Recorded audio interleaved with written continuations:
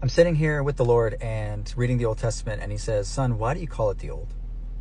And I got to thinking to myself, well, because it is the Old Testament. He says, son, I want you to go and I want you to rip out that piece of paper that says New Testament, because it's a continuous story of my son. It's a continuous story of the seed of Abraham coming into you. It's a continuous revelation of that which is from the beginning. I am the Alpha and the Omega. So I know this might alarm some of you. So I did. I ripped it out, as you can see.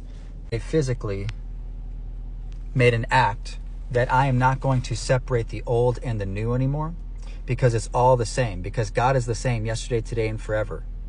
I know that it's hard to accept, but this is like a prophetic act, I suppose, for myself and maybe for you, a prophetic act of, I'm not going to think that there's a veil anymore. There's no veil.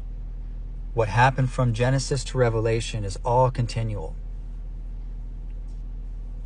It's like when I went to go do it, I was hesitant because all of these things came into my mind of like, should I really do this? This is weird. Like my flesh really doesn't like it. I'm like disobeying like God. But I know that God is a spirit and the spirit speaks. And if the spirit tells you to do something, it's for a good reason.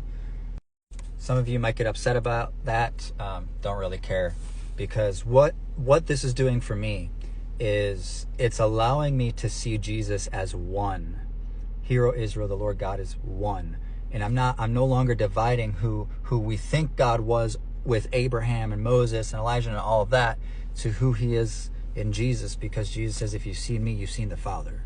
And that's the key, is that there is no separation between the Father and Jesus. They are the same.